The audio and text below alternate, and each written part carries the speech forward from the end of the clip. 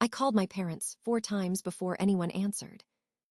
The silence between rings felt endless. When my mother finally spoke, her tone was distant. "We're having dinner guests, dear. Can this wait?" My voice shook. "Mom, it's about Ava. She needs surgery. I need the money back." There was a pause long enough to hear her exhale. Then a soft laugh that didn't sound like her. "Oh, sweetheart, that wasn't a loan. That was your gift to help us." I felt my chest tighten. "No, it was Daniel's insurance money. You promised to return it." She sighed as if I were a child, misunderstanding adult matters. "Your father will explain when you come by." I drove there before she could hang up. Their house glowed with warm lights and laughter inside. Dozens of cars lined the circular driveway. Through the window, I saw my brother Ethan raising a glass. His fiancée, Lauren, beamed beside him.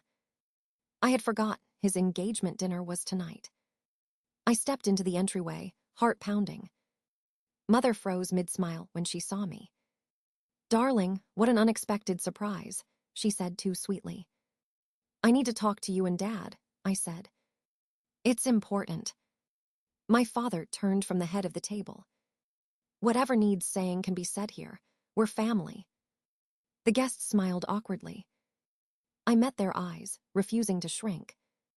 "I need the 75,000 back. Ava's surgery can't wait." The room went still. You could hear the fire crackle. I held up my phone, showing the transfer receipt. "The money came from Daniel's policy. You promised to repay it." Mother's lips curved, but her eyes hardened. "That was a family contribution. We thought it was a gift." My father's voice cut through the air. "Let's not dramatize, Lily. The wedding is in 4 months." "The wedding," I repeated, my throat burning.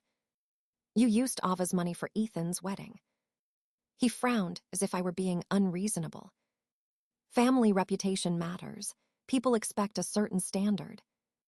Ethan shifted uncomfortably beside Lauren. "Dad, maybe we should." "Enough," my father snapped. "Your sister's emotional. She'll understand later." My hands trembled. "She could die, Dad. She needs that operation now." Mother stood, smoothing her silk blouse. "You always find a way, Lily. You're resilient."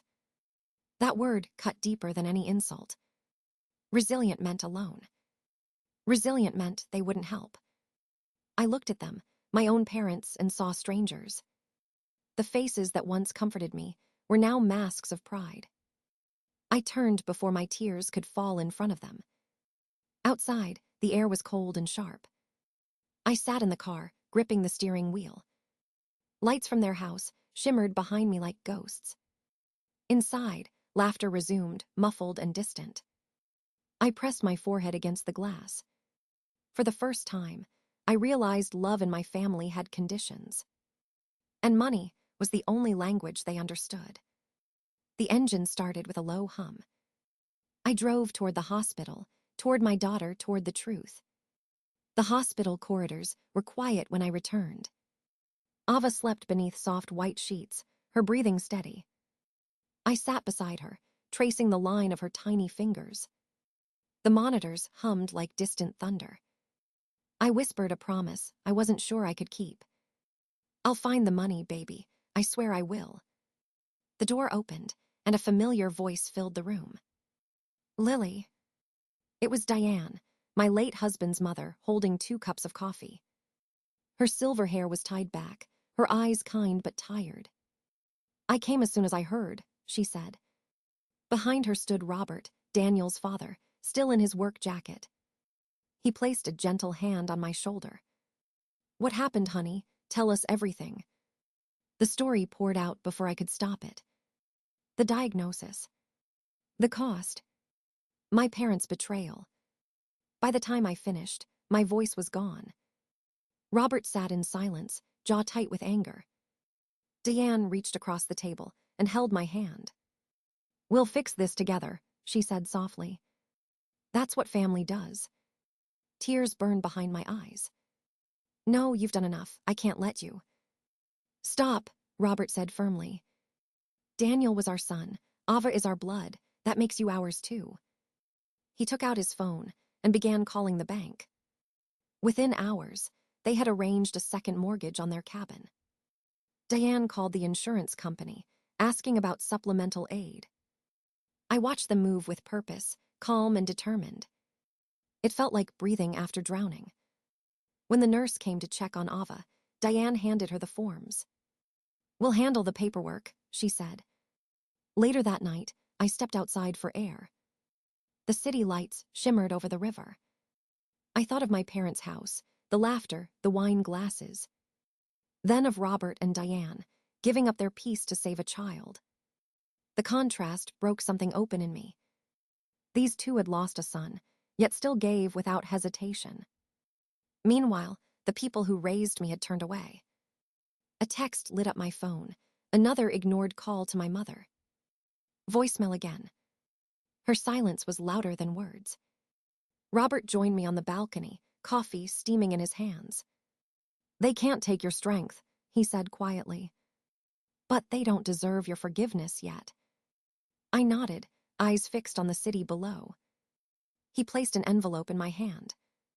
Inside was a check for $40,000. "It's not everything, but it buys us time," he said. "Diane's already talking to the hospital about payment plans." The weight of his trust made my knees weak. "Why are you doing this for me?" I asked. He smiled, small and certain. "Because Daniel would have done the same for any of us." The wind lifted strands of my hair across my face.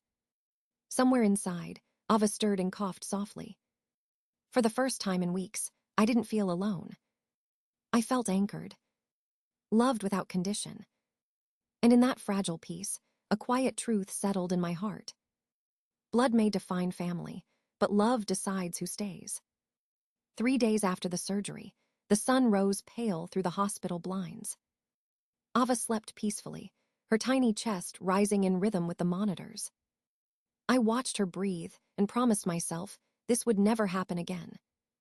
No more desperation. No more begging. It was time to rebuild. When Robert and Diane arrived with coffee, I already had files spread out. Bank statements, insurance papers, and contracts covered the table. "I'm calculating what's left," I said, though my hands trembled. Robert nodded. "That's good. Information is power, Lily." Diane placed a hand on my shoulder. "Power also comes from knowing who's truly on your side." Their calm steadiness steadied me too. I opened my laptop and started writing emails to my clients. Some projects had paused during the crisis, but work had to continue. Design saved me once before, maybe it would again. By noon, I had scheduled 3 meetings and reviewed 2 proposals. A message from a hospital administrator popped up. A charitable foundation had approved partial funding for Ava's care. 30% of the total cost. I stared at the screen, hardly believing it. Diane squeezed my hand, tears in her eyes. "See, the universe bends toward kindness." That night, Robert brought takeout and a folder of numbers. "We've got the mortgage finalized," he said. "The cabin's gone, but it's worth it." I shook my head. "I can't let you sacrifice everything." He smiled gently. "You didn't let your parents' cruelty stop you. Don't stop us from helping." The warmth in his tone dissolved my resistance. Together we planned payments, timelines, and grant options. Piece by piece, the chaos became manageable. In the quiet hours, I began writing everything down: dates, texts, records. A map of betrayal, drawn in ink and truth. Each detail felt like a step toward reclaiming control. I discovered old messages from my mother, promising repayment. Each word was proof she had lied. I saved them all. Late one evening, my assistant Mia visited the hospital. She brought my work laptop and a folder of company finances. "The team's been holding things together," she said proudly. "You still have a business, Lily. Don't forget that." Her faith felt like oxygen. For the first time in weeks, I smiled without forcing it. The next morning, the hospital cafeteria buzzed with low chatter. Mrs. Henderson, the financial officer, handed me a form to sign. "With all contributions, you're down to 20,000, she said. 20,000. A number that once felt impossible now seemed small enough to conquer. I thanked her and walked back to Ava's room, heart light for the first time. Ava was awake, coloring a paper butterfly. When she saw me, she grinned. "Look, Mommy, it's flying." I knelt beside her bed, touching the fragile wings. "Yes, sweetheart," I whispered. "It's flying, just like we will." In that moment, surrounded by quiet strength and the hum of machines, I understood that survival wasn't about luck. It was about rebuilding yourself from the wreckage and learning to rise. The weeks after Ava's recovery passed in a blur of motion. Work returned, clients called, life pretended to be normal again. But I couldn't shake the echo of my parents' laughter that night. Every smile I forced hid a bruise that hadn't healed. Then the first attack came quietly. A client called, hesitant. "Your father mentioned you might be closing the studio," she said. My stomach dropped. He was spreading rumors now. The next day, I received a letter from his lawyer. It accused me of defamation for claiming they owed money. They were trying to paint me as unstable. Robert read the letter twice, jaw tight. "They're protecting their image," he said. "They think fear will silence you." But fear had already burned out of me. All that remained was focus. I started documenting every conversation, every rumor, every false claim. Mia compiled invoices proving our company's growth. Diane contacted her friend at a local paper, asking for advice on exposure. The truth was becoming my armor. Then came the call from Ethan, my brother. His voice cracked with anger. "Mom says you're obsessed, that you're jealous about my wedding." I took a breath, holding my phone steady. "Ethan, ask them where the wedding money came from." He hesitated. "They said it was a family gift."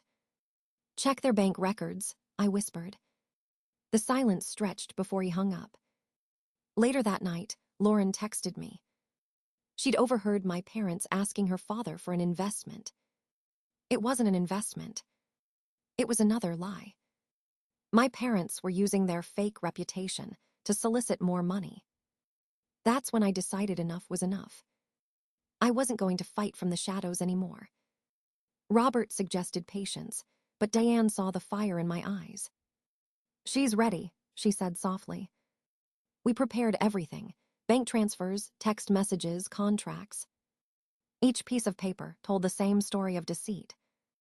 When I looked at the evidence, I didn't see pain anymore. I saw power. The next day, another email arrived from a client. My father had called again, warning them I was mentally unwell. I laughed, the sound hollow but strong. They were desperate now. Desperation made them sloppy. I printed the emails and added them to the growing pile. My desk became a fortress of truth. That night, Ethan showed up at my door. He looked tired, confused. "Lauren showed me everything," he said. His hands shook as he held the documents. "They used Daniel's money for the wedding, didn't they?" I nodded. Tears filled his eyes. "They lied to me, to all of us." I placed a hand on his shoulder. "They'll lie until the truth is louder." He met my gaze, broken but resolute. "I'll help you," he said. For the first time in years, I believed him. The battle had shifted. It wasn't me against them anymore. It was truth against their illusion. And this time, truth had allies. The ballroom shimmered with gold light and polite laughter. Crystal glasses clinked as the announcer welcomed Portland's business elite. I stood near the back, hands wrapped around my folder of evidence. My parents sat in the front row, radiant in their practiced perfection. They were about to receive the Family Legacy Award. My brother Ethan stood beside me, pale but determined. Lauren and her parents waited quietly behind us. Robert and Diane flanked my shoulders like guardians of truth. The announcer's voice echoed through the hall. "Harold and Elaine Carter, represent the enduring strength of family tradition. Applause erupted as my parents walked to the stage, all smiles. Father adjusted the microphone, confident and composed. "Family means sacrifice," he said, voice steady. "Sometimes, we must make difficult choices for those we love." Mother placed a delicate hand on his arm and smiled. Her pearls caught the light like false stars. I felt heat rise in my chest. Robert leaned close. "It's time," he whispered.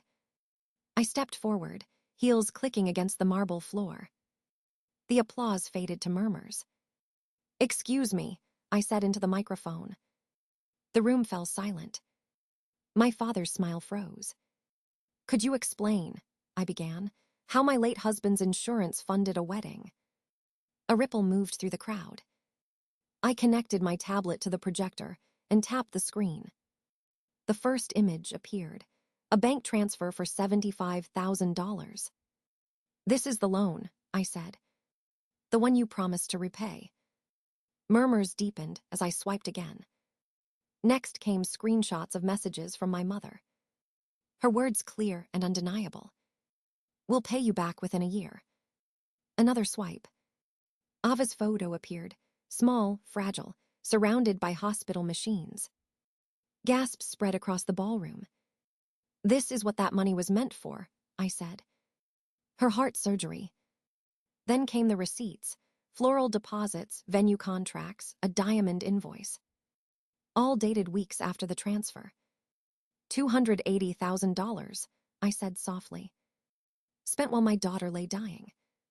Lauren stepped forward and removed her ring. "These were Lily's grandmother's diamonds," she said. "I can't wear them." Her father rose from his seat, voice trembling with anger. "You asked me for an investment, Harold. Was that also stolen?" My parents' faces turned to stone. "This is a private matter," Father stammered. "Your emotional daughter is misinterpreting." Robert's voice boomed from the crowd. "She mortgaged our retirement to save your granddaughter." The announcer whispered with the committee, panic flickering across their faces. A moment later, the verdict came. "In light of this information, the award is rescinded." The words struck like thunder. My mother swayed, clutching Father's arm. Around them, people whispered and pulled away. A banker stood and spoke sharply. "Your pending loan is suspended pending review." I met my parents' eyes one last time. There was no anger left in me. Only release. Ethan stepped to my side, voice steady. "This is the truth," he said. The applause that followed wasn't loud, but it was real. For the first time, it was for me. 1 year later, the city felt different beneath the morning sun. The storm had passed, leaving the air sharp and clean. Ava's laughter echoed through the kitchen as she packed for school. Her scar had faded to a pale line, a quiet badge of victory. I brewed coffee, watching her braid a ribbon into her hair. Robert and Diane arrived, carrying a basket of muffins. They moved into a house 15 minutes away last month. Family dinners had become a ritual none of us ever missed. Ethan and Lauren joined us every Sunday, no longer distant or ashamed. Their wedding was small, held under the old oak tree behind my studio. They exchanged vows barefoot in the grass, simple and honest. When they asked me to design their home, I cried instead of answering. Work had flourished beyond what I once dreamed. 3 offices now carried the name Carter Design Studio. Each wall bore the same quiet promise: integrity in design and life. Clients who once hesitated now sought us out for our honesty.